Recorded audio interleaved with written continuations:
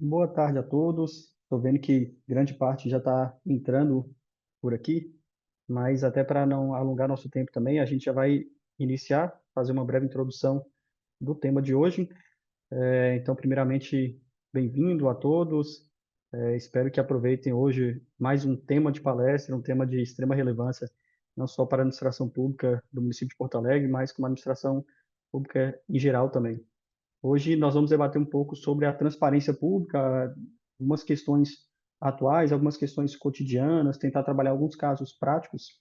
E quem vai fazer a exposição desse tema para a gente é a doutora Maria Luísa Firmiano Teixeira. Ela é auditora interna do Instituto Federal do Sudeste de Minas Gerais e também mestre em Direito pela UERJ. Doutora Maria Luísa, primeiramente, boas-vindas. Seja sempre muito bem-vinda a Cedim. Seja muito bem-vinda à nossa casa. Tenho certeza que todo mundo vai ficar muito satisfeito com a temática de hoje, porque é uma temática instigante, desafiadora. Eu tenho certeza que todo mundo já refletiu, ao menos minimamente, sobre os aspectos da transparência pública e como isso influencia na própria tomada de decisão do gestor. Quando a gente fala em transparência, a gente não fala apenas em publicidade, embora sejam conceitos que se dialogam entre si, mas não se resume a isso. Mas nós estamos falando também da própria confiança das instituições, nós estamos falando de um instrumento de legitimidade das próprias ações governamentais. Então, é um tema bastante desafiador, é um tema bastante instigante e que a gente vai tentar trabalhar hoje para trazer um pouquinho para nossos residentes, para todo mundo que está acompanhando esse encontro, algumas questões que são pertinentes. Então, já te passando a palavra, doutora, fique à vontade a fazer a exposição. E ao final a gente vai abrir para algumas perguntas. Quem quiser encaminhar algumas perguntas, a gente fica disponível aqui no chat. E ao final eu faço as perguntas que foram apresentadas aqui, tá? Já te passando a palavra mais uma vez. Muito obrigado novamente, doutora. Boa tarde a todos, boa tarde especialmente ao Igor. Quero agradecer aqui a oportunidade de estar conversando com vocês hoje aqui no Cedim, de um tema que eu gosto demais. Então, é muito gratificante estar com vocês e fico à disposição para quaisquer dúvidas, quaisquer colocações que vocês tenham aí ao longo da minha fala. O Igor já adiantou bem, assim, no sentido de que eu quero falar de algumas questões práticas, algumas questões que estão sendo discutidas hoje sobre a temática, que afligem aí quem lida com isso no dia a dia. Não são muitas, mas eu diria que são as principais que a gente tem visto.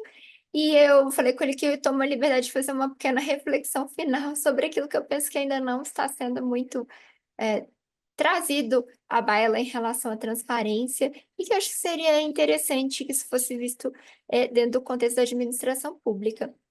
Eu sou uma servidora federal, pessoal, então eu espero conseguir me aproximar um pouco também da realidade municipal, mas qualquer coisa vocês me puxem a orelha, que a minha experiência é na esfera federal, então com a aplicação da lei nesse sentido, seja como fui gestora SIC, autoridade de monitoramento, membro de comitê na área, então organizadora de evento, mas tudo sempre assim com foco federal. Então fiquei à vontade também para trazer alguma questão que eu não alcance, né? É, em virtude dessa experiência ser mais nesse sentido. Aí acabei que tá transmitindo, né? Então, você também que nos ouve aí pelo YouTube ou que vai nos ouvir em algum momento, obrigada pela presença. Espero que goste aqui da minha fala no dia de hoje. Então, trouxe aqui para vocês sobre a transparência pública algumas questões atuais. O Igor já até trouxe aqui para a gente no início da fala dele, por que que a gente ainda precisa falar desse tema, não é? É algo que está na Constituição já tem bastante tempo, né? É algo que tem uma lei de acesso à informação que já tem também um tempo considerável de existência, né? Porque ainda a gente precisa falar dessa temática aqui em termos de Brasil. Eu acho que a primeira coisa que a gente precisa se lembrar é que a democracia exige transparência, né? Como participar de um modelo democrático sem que você possa, de fato, saber o que está acontecendo em termos de gestão pública, de condução de todos os tipos de recurso público, não só financeiro, mas humano, de todo o maquinário da administração pública. Se você não tem esse tipo de informação, você acaba alijado de qualquer participação, né? Ou vai ser uma participação no escuro, né? Você não vai saber efetivamente o que está acontecendo para se posicionar. Então, a transparência é algo essencial ao processo democrático. E como bem também disse Igor, né? Eu estou te chamando de Igor, Igor. Se você prefere ser Fica à chamado de vontade. alguma outra Não, fica à doutor, vontade. eu estou já na Não, intimidade com você. não, Você pode puder, ficar à você vontade. me avisa. É, é a questão também da legitimidade do Estado, né? Sempre que eu falo para os colegas aqui da área federal, em alguma oportunidade, eu falo, olha, quando a gente trabalha a transparência da nossa organização, a gente está legitimando a nossa organização, mostrando para as pessoas, olha, aqui é aberto, venha aqui, conheça o que a gente faz, não duvide do interesse público que é promovido nessa organização, porque está aqui para você conferir se em algum momento nós deixamos de promover esse interesse público.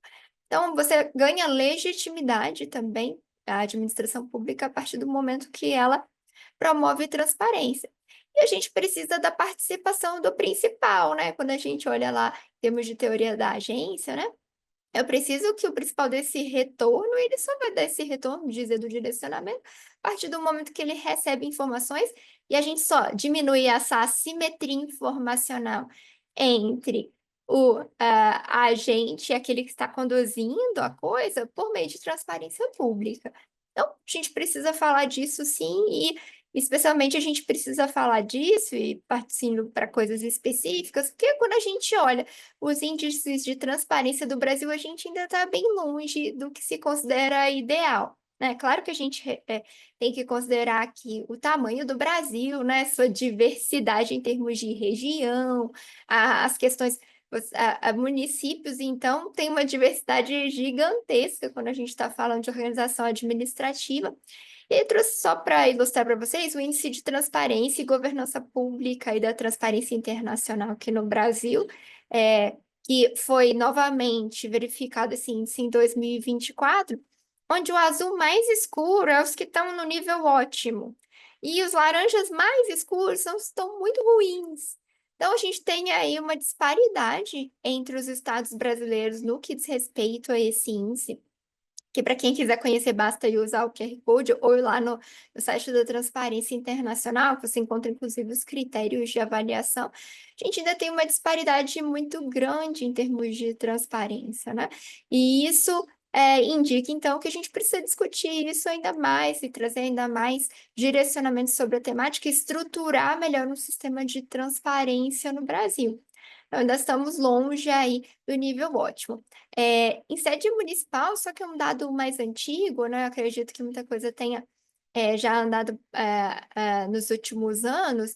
Existe um dado no passado de que quase 80% dos municípios não tinham legislado sobre acesso à informação, não tinham feito suas próprias legislações, estruturado, né, um serviço de acesso à informação, questões de transparência pública. Então, evidenciava ainda mais essa disparidade dentro do país e que exige, então, um reforço em termos de discussão.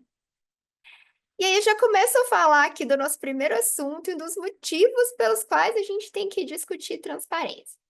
Não sei se eu sou iludida, talvez eu seja, mas eu tinha uma impressão de que o dinheiro da federação, de uma forma geral, ele era bem controlado no sentido de você saber para onde que ele estava indo, né? Pensava sempre em termos de portal transparência, acredito que todo mundo conhece o portal Transparência Federal. Eu tinha, assim, uma certa convicção no meu coração de que o dinheiro público estava assim, federal estava bem encaminhado, que a gente tinha bastante controle sobre ele, só que não, né? Não sei para vocês como foi receber isso, mas como eu disse, talvez eu seja um pouco iludida, eu fiquei, olha, uma questão que a gente achava que estava mais ou menos bem encaminhada, não estava tanto, não está tanto, né? Que foi, então, essa questão das emendas PIX, né? A gente teve a emenda constitucional 105, então, que trouxe essa ideia dessa, que eles chamam de transferências especiais, né? Que acabou se verificando que elas não têm justificativa, que elas não têm uma descrição precisa da utilização, que elas não têm prestação de contas e várias outras informações ou seja, por que Pix, né? Que sai direto do cofre federal para onde o deputado indica e assim segue a vida, né? Sem a gente saber exatamente para que foi aplicado o recurso público. Então, para mim é um dado alarmante, né? 14% dessas emendas, só 14 tem prestação de contas, né? 3,8 bilhões seguem sem destino claro. Uma coisa enorme, absurda, chocante, né? E o TCU já falou sobre isso, e mais recentemente, né, o STF veio julgar essa questão, né? E o ministro Dino, ele suspendeu a questão dessas emendas, né? Exigiu um plano de ação para que elas pudessem voltar e a ser concedidas. E aí a gente teve questões relacionadas à rede federal, né? Universidades que procuraram fazer esse plano de ação. O Congresso se movimentou nesse sentido para que a gente passe a ter, de fato, a transparência mínima no que diz respeito às emendas PIX. Então, algo que parecia, estava, pelo menos na minha ingenuidade, algo que parecia mais ou menos indo bem em termos de transparência, considerando o portal Transparência, outras fiscalizações do próprio Tribunal de Contas, de repente, se mostra ainda carente de maiores detalhamentos. E recentemente, né, o presidente sancionou uma lei justamente nesse sentido de melhorar essa transparência dessas emendas, né, para que o Supremo, então, liberasse, e aí passou a exigir, né, um pouco justificativa, que elas fossem realizadas ali pelo Transfere Gov, para que você tenha um controle básico do que acontece com o dinheiro público. Então, é mais uma justificativa, e veja, é 2025, né? Se você pega a Lei de Acesso à Informação, ela é de 11, né? E 12 o decreto regulamentador, mas a Constituição é de 88. Então, em 2025, a gente ainda tem um recurso público vultoso e estava sem nenhum tipo de transparência, claro, quanto à utilização, quanto ao beneficiário, seja ele, né, um ente público ou uma organização não governamental, e todas as hipóteses lá da emenda, e um susto bastante significativo nesse sentido, que mostra que ainda estamos longe de uma transparência aprimorada, né? Então, o primeiro assunto, então, que me traz aí aqui a questão fática mesmo em questões de gastos vultosos, a gente ainda tem problemas de transparência sérios, que a gente precisa olhar com mais cuidado. E isso, para mim, resvala um pouco, que quando a gente pensa em termos de administração pública e criação de instrumentos, sejam eles quaisquer, dificilmente se pensa na transparência by design, vamos dizer assim. Não sei se vocês já ouviram, né? Com a Lei Geral de Proteção de Dados, a gente fala em privacidade by design, desde da criação de algum tipo de sistema que colete dados, pensar na privacidade. Acho que falta a gente pensar também na transparência by design, né? E que tudo que seja criado tendo em vista a transparência.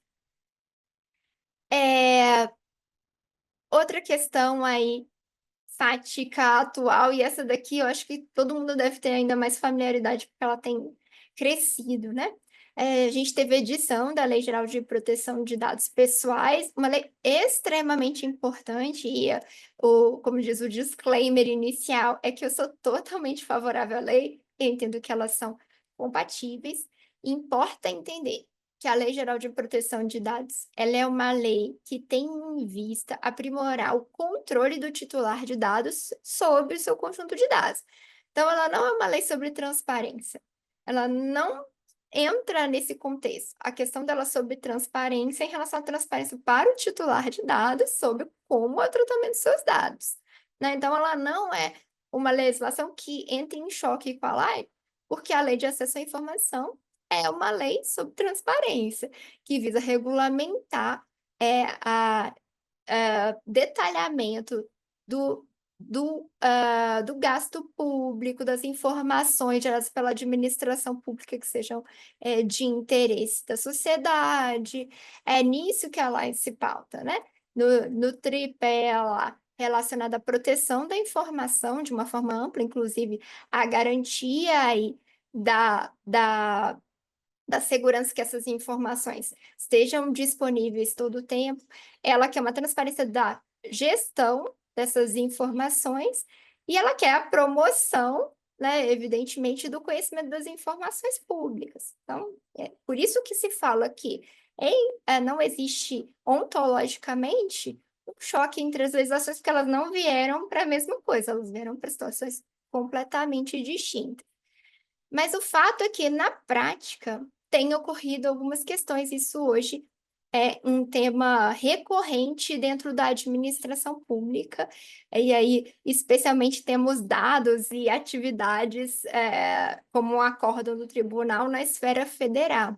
Esse acórdão foi agora publicado em março desse ano, em que o Tribunal de Contas fez uma análise, né, sobre esse possível conflito fático entre a ALA e a LGPD. O que está acontecendo, né? Se entende que recorrentemente estão se retirando informações de portais públicos e negando acesso à informação no caso de pedidos passivos de informação, na esfera federal, maiormente realizado pelo Fala BR, né? A adoção ao ESIC para estados e municípios é possível, né? Mas não é obrigatória. Na esfera federal, é o Fala BR. Você tem muitas negativas com base em dados pessoais. Então, considerando que a transparência é um tratamento, né? Eles consideram que seria impossível esse tratamento por falta de base legal, né, em defesa aí dos direitos do titular. E aí, então, o Tribunal de Contas se debruça mais recentemente sobre essa temática. Ele avaliou isso em alguns órgãos, mas em sede de considerações gerais, ele vem apontando que está ocorrendo uma diminuição, né, de transparência. Então, basicamente, nesse acórdão, ele entende que tem se priorizado a proteção de dados, seja por eh, edição de normas, por ações governamentais, do que se tem dado a atenção à transparência pública. E isso tem acarretado uma diminuição da transparência de uma forma geral. Ato contínuo, né, a esse acórdão, foram publicados alguns textos jornalísticos, por exemplo, dizendo que é um verdadeiro fiasco na administração pública a questão da Lei Geral de Proteção de Dados. E aí eu volto a repetir que não existe entre elas uma divergência ontológica. O que eu posso dizer para vocês da prática é que ainda existe muita dúvida, né? Você não tem como prioridade da Autoridade Nacional de Proteção de Dados falar sobre transparência, porque não é para isso que eu levei.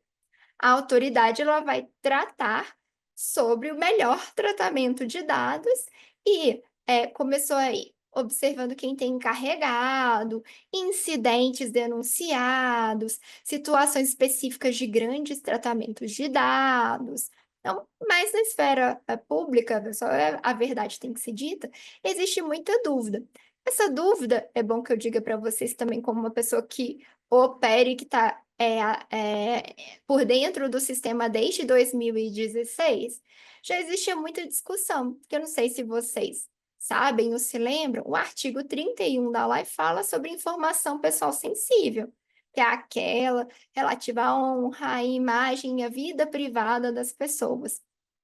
Essa disposição já gerava dúvidas quanto a certas informações privadas, se elas poderiam ou não ser dadas. Existe ainda uma dificuldade em saber o limite da transparência relacionada às pessoas que compõem a máquina, né? Então, os dados pessoais de servidores que dizem respeito à sua própria atividade, eles são, em regra, públicos. Mas como exatamente separar uma coisa e outra?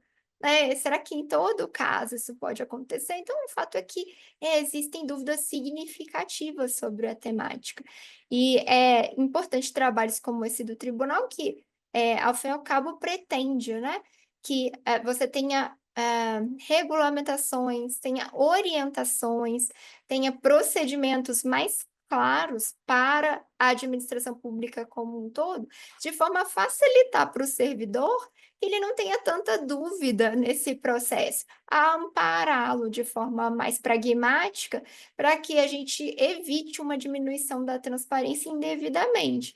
O receio está fazendo um maltratamento de dados, um tratamento de dados indevido, e até leve o servidor a ser responsabilizado. E não pense que o cidadão não questiona o tratamento de dados em relação à transparência. Questiona, né?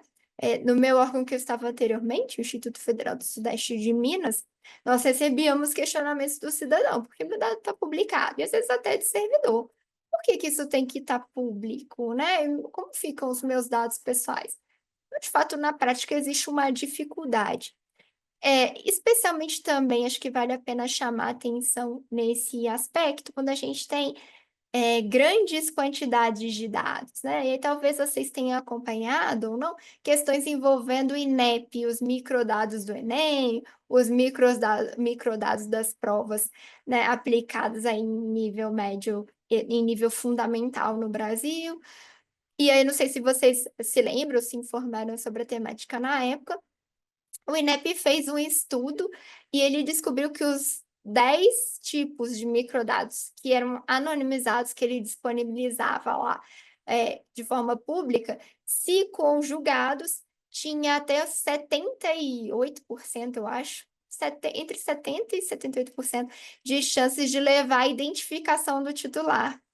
Então, eles fizeram um estudo e descobriram que o banco de dados dele, com aqueles 10 itens ali dos microdados que eles divulgassem, poderia levar, se tratados, à identificação do titular. E aí o INEP tira do ar, né, os microdados, e aí começa todo o contexto de discussão sobre transparência, aplicação da Lei Geral de Proteção de Dados. E aí o INEP, né, combinou com a criação de salas seguras pelo Brasil, para não inviabilizar a pesquisa na temática.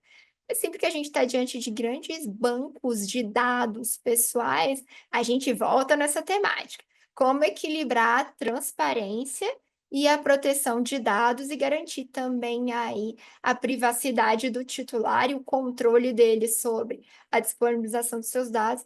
Lembrando que eu não vou afirmar com toda certeza, né? Porque hoje a gente tem competidores de peso e a gente mesmo promove aí a divulgação de dados como redes sociais, né? Mas o Estado é um possuidor imenso de dados pessoais de cada um de nós, que a gente se relaciona com o Estado o tempo todo. Então, daí a preocupação que se tem em relação à máquina pública, que tem um dever de transparência constitucional. Então, existe uma questão prática, evidenciada aí pelo Tribunal de Contas, que vai ter que ser amadurecida. Essa, para mim, é a palavra que envolve essas duas legislações, um amadurecimento de entender os limites de certa disponibilização ou não.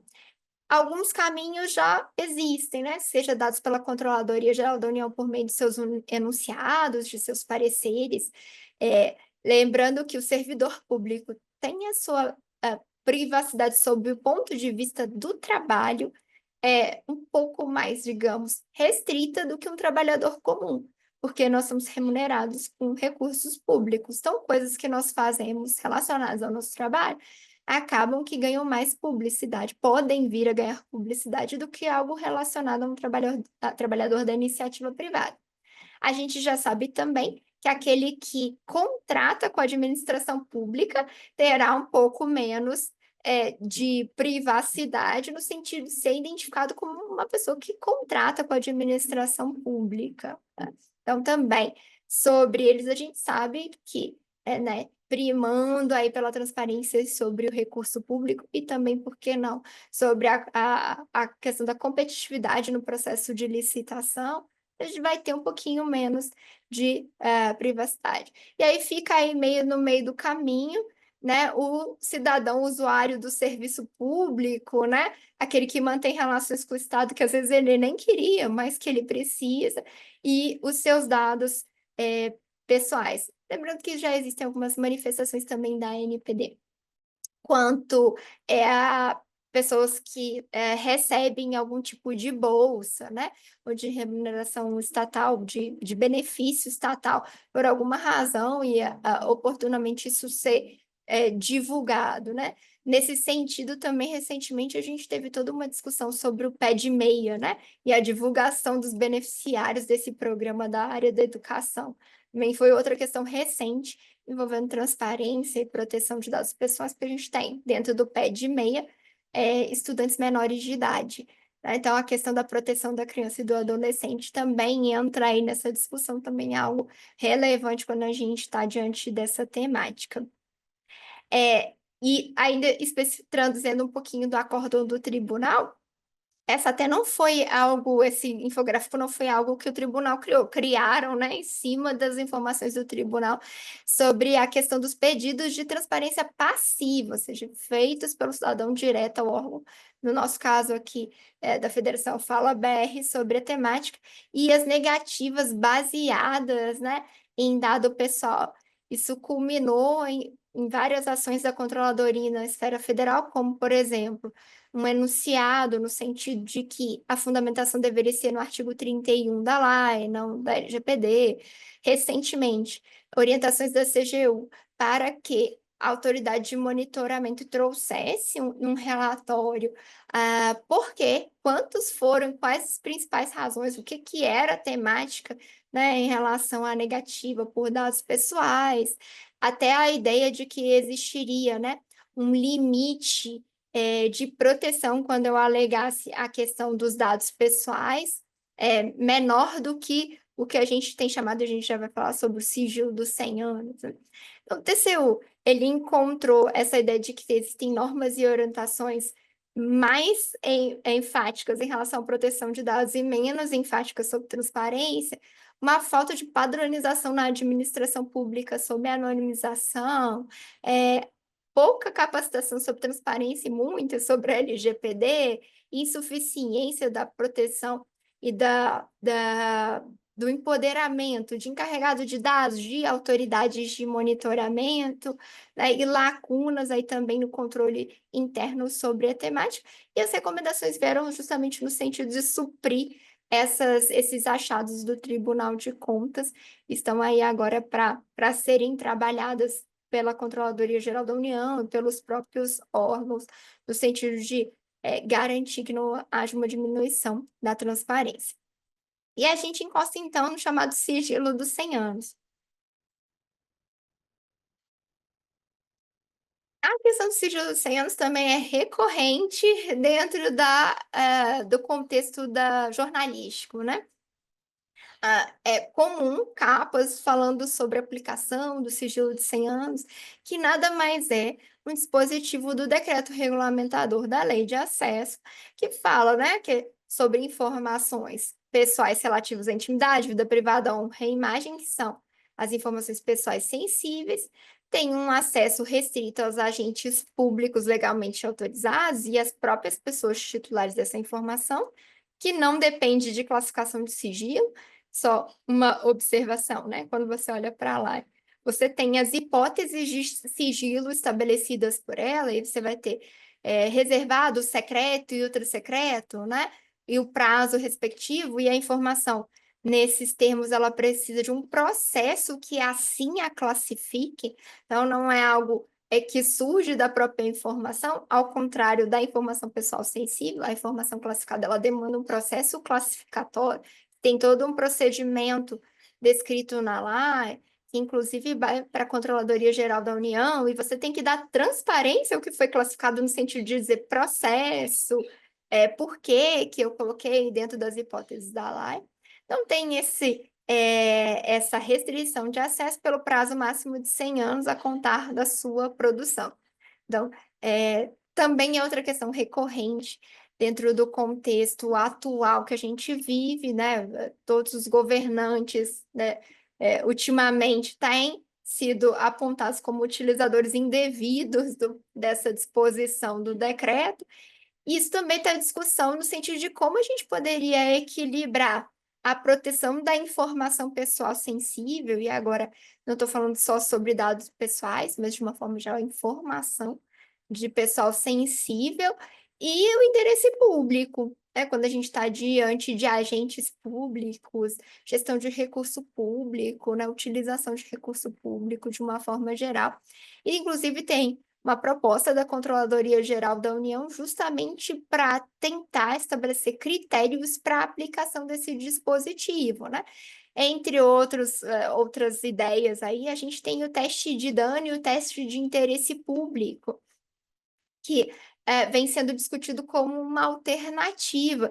E aí, para o direito, isso aqui é uma coisa bem que a gente consegue perceber no sentido de ser uma justificativa robusta juridicamente. Então, citando qual artigo de lei que essa reserva de utilização aí do dispositivo está calcada, que você demonstre aí que a publicidade da informação realmente está ameaçando um bem jurídico tutelado, identificável, né?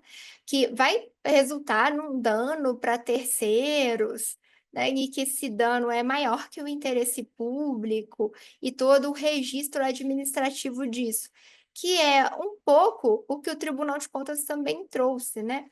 A falta de uma demonstração clara de que realmente está havendo um prejuízo a terceiros, que não haveria interesse público ali na divulgação, ou que o interesse público é menor que esse prejuízo.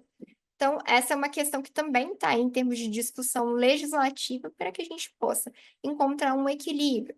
Alguns falam na questão de restrição de anos relacionadas à esfera pública, então, não seria mais de 100 anos, mas fala assim 15, 20, algum tipo de dimensionamento de tempo menor, e a ideia de implementação de teste de dano e teste de interesse público, nesse sentido de trazer todo esse demonstrativo que, de fato, existe aí uma justificativa para restrição de transparência, né? Na prática, né, quando o caso fica mais complexo, acaba surgindo essa descrição que a gente está vendo aí de teste de interesse público, ainda que não se defina dessa forma, mas materializando em processo administrativo a decisão, tentando trazer elementos que justificam, né? Mas se busca agora, então, discutir, do ponto de vista legislativo, formas de implementar isso e você ter a transparência mais preservada e uma decisão pública mais calcada em técnica, em demonstração dessa necessidade do que o que hoje às vezes acontece, que é a designação como uma informação sensível, sem maiores detalhamentos da razão que isso teria em termos de comparação de dano a terceiros e interesse público. Então, essa é uma outra questão discutida recentemente, porque é recorrente que só apareça aí em sede de noticiário, em discussões da política nacional e precisa, né, ser enfrentada de alguma forma. Eu deixei até aqui esse QR Code é de um artigo falando sobre a aplicação do teste de dano e teste de interesse em decisões da CGU, né, de segunda instância. Não sei se vocês conhecem o procedimento, né, mas você entra com pedido de acesso à informação para um órgão X ou Y federal. Você pode recorrer 2 vezes dentro do órgão, então, até chegar chegando na autoridade máxima, e depois você pode recorrer à Controladoria Geral da União, e por fim você pode recorrer à CMRI, que é uma comissão mista de avaliação. Então, pautado aí nas decisões da CGU, fez uma análise da existência, né, nas decisões de segunda instância do teste de dano e teste de interesse. E quem está à frente dessas discussões também é a Controladoria Geral da União, não obstante ela tenha buscado aí referências, ideias com as organizações não governamentais, a Transparência Brasil, Fiquem Sabendo, Open Knowledge e todas essas que atuam na defesa da transparência pública. Também me parece uma questão urgente, uma questão a ser discutida, essa questão da transparência em meio virtual. É inegável que nós estamos numa era que eu não vou colar informação no mural, né? Possivelmente, ninguém vai ver a minha informação colada no mural, como veria em outros tempos, né? Possivelmente, o cidadão não quer ir até o órgão e falar, posso dar uma consultada aí nos arquivos? Né? Possivelmente não. Ele quer receber isso por meios virtuais, por meios facilitados, onde ele possa acessar da casa dele ou de onde ele quiser, não é? Assim como, como a gente tem a massificação, do uso de celular e de internet, que também a administração pública não gaste com isso e coloque no meio mais fácil e mais acessível para o cidadão. Então, seria bom para ambos, né? Economiza o Estado, né, em termos de divulgação das suas informações e facilita, como deve ser, para os interessados poderem interagirem com as informações que o Estado provém. Mormente, né, a gente tem isso em portais, portais públicos dos órgãos, portais de transparência. Hoje a gente está na era dos BIs aí, né, é, gráficos, bastante informações aí feitos por esse meio. E também já foi objeto aí algumas vezes de fiscalização do tribunal. Esse também é recente, um acórdão de março desse ano, em que o tribunal avaliou algumas organizações quanto à transparência em seus portais públicos. No caso aí, ele olhou 53 instituições federais e você vai ter mais ou menos equilibrados entre aqueles que têm um portal bastante rico, né, bastante acessível, bastante repleto de informações, e outros que nem tanto, né? Então, o Tribunal de Contas é um dos aqueles que está sempre interessado em aumentar essa transparência em meio virtual. Quem não conhece também, a gente tem o radar da transparência pública, e aqui a gente já sai do nível federal e desce, né? Estados e municípios, e aqui é uma associação, né, entre a Tricom, Tribunal de Contas, o CONAS, que é do controle interno, o Instituto Rui Barbosa, ou seja, várias organizações que trabalham aí em prol dessa análise da transparência pública e também baseia-se em avaliação de portais. Então, aqui você encontra essa informação saindo da esfera federal e descendo aí para as outras esferas administrativas do Brasil, e você encontra informações detalhadas sobre isso. Então, claro, uma realidade governamental, o uso de meios virtuais para transparência, e é uma realidade que isso tão grande que isso já está sendo avaliado por órgãos de controle para ver se realmente estamos nesse caminho corretamente. Então, é uma questão atual que a gente precisa pensar nela. E sobre o que a gente precisa pensar, que eu entendo que às vezes a discussão fica um pouco assim, ao largo em relação à transparência em meio virtual. Primeiro, diz respeito ao próprio acesso. Os dados aí do Censo Demográfico de 22, que é o último, mostrou que realmente, né, a gente teve uma massificação do acesso à internet no Brasil, lá com 92,5% dos domicílios brasileiros, né, com acesso ali, na verdade não é 22, né, gente, é 23, eu errei ali o número 23, o dado de 23, né, com acesso aos lares, com acesso à internet. Por outro lado, é predominantemente que o acesso seja feito por celular. Então, as pessoas basicamente acessam a internet, acessam os sites por celular. Mas também é uma realidade que, na maior parte das vezes, esse acesso ele não é de qualidade. Então, olha, 22% dos brasileiros têm acesso à internet de qualidade, com velocidade que atende às suas necessidades do dia a dia. Então, a maioria faz acesso com dados móveis, né? E aí a gente tem uma massificação do uso de internet, porém, talvez não o suficiente em termos de promoção da transparência. Porque se eu faço, e aí me corrija se eu estiver errado, se eu utilizo dados, eu acho que eu não vou gastar no portal transparência. Eu acho que eu vou gastar muito menos com verificação de informação pública do que com outras questões que eu preciso, né? Seja a rede social, seja outros serviços que eu utilizo, ou até comercialmente, a depender, de quem está fazendo uso da internet. Então, a questão do acesso, né, para os meios virtuais, ela é relevante. Entendo? Eu até certa vez tive a oportunidade de conversar com um gestor público, né, de Fortaleza, onde está se promovendo uma transformação digital significativa dos serviços públicos. Eu falei para ele, e como é que vocês fazem com a questão do acesso e da utilização da tecnologia? E aí, entre outras saídas, eles criam salas, ambientes virtuais que a pessoa vai lá e usa a internet de qualidade de graça, para poder acessar, de fato, o serviço público e acessar toda essa digitalização que está se promovendo. Então, essa questão do acesso, ela me parece uma questão que tem que ser pensada, né? Não obstante a questão do acesso, a gente deu um outro problema, garantiu o acesso, joia. Mas e a questão da desinformação, né? Como é que o Estado consegue atingir o cidadão e evitar, ou pelo menos ponderar a questão do tanto de desinformação que ele recebe, inclusive sobre a coisa pública.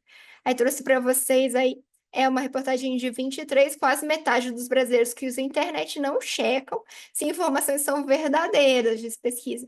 E aí os dados mostrados nessa reportagem, né, que é o CETIC, Brasil, cetic.br, que fez esse levantamento, demonstrou que uma das causas disso é também que o acesso é pelo celular, muitas vezes com dados. Então, a pessoa ela não vai gastar dados para continuar pesquisando aquilo, né?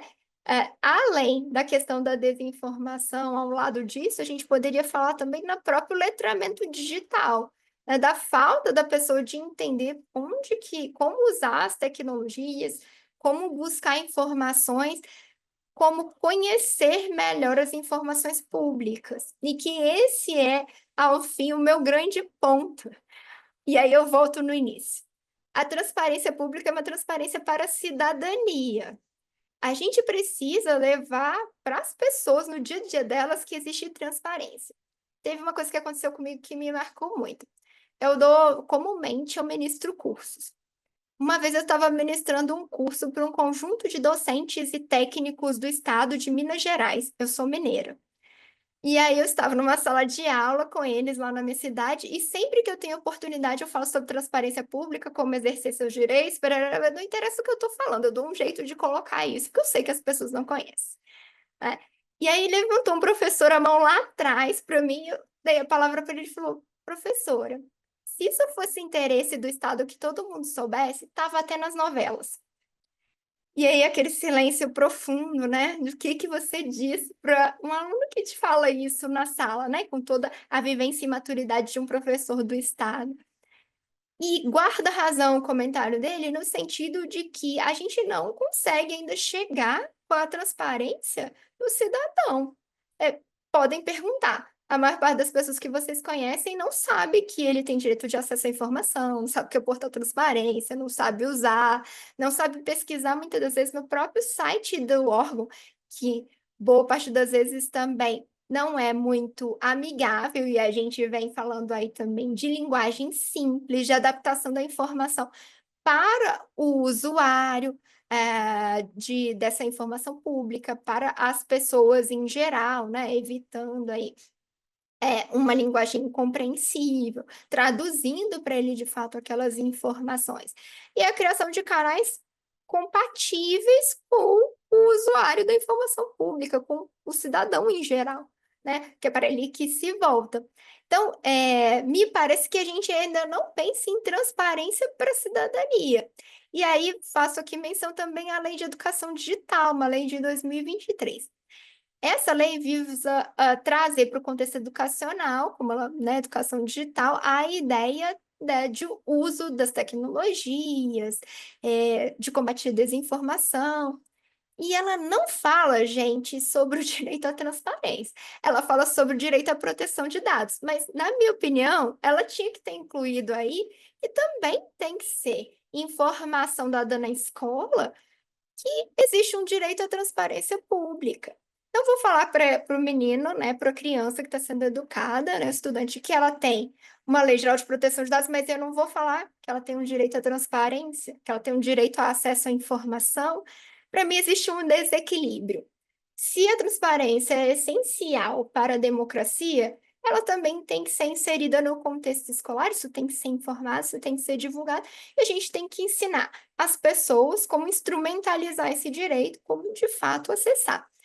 Eu tenho várias experiências a respeito, em projetos de extensão, lidando com pessoas idosas, lidando com adolescente, lidando com adulto, e você vê que de fato as pessoas não conhecem. O cidadão comum do dia a dia, ele nem imagina que existe isso, que ele pode fazer esse tipo de coisa. Então, o meu ponto final converge com o meu ponto inicial. Se a gente quer que a transparência cumpra o seu papel de base para a democracia, de envolvimento do cidadão com o Estado, ela precisa ser uma transparência para a cidadania. Ela tem que ser inserida no cotidiano do cidadão. E essa eu acho que é a principal discussão que a gente ainda não conseguiu adentrar em termos de Brasil. Então, essa aí é a minha mensagem final para vocês. Eu espero não ter sido chata, nem ter corrido muito. Algumas questões que eu queria trazer da atualidade e deixar essa reflexão final para vocês. Agradecer muito a paciência e que tenham me ouvido e ficar à disposição de todos vocês para quaisquer considerações. Muito obrigada. Doutora Maria Elisa, primeiro te agradecer por essa, não foi nenhuma exposição não, por essa aula mesmo sobre transparência, porque realmente nos fez atentar cada vez mais sobre a importância desse dever do Estado, desse direito do cidadão, de que a gente tem que ir atrás disso, até mesmo utilizando como um próprio instrumento de aproximação entre o poder público e a sociedade civil.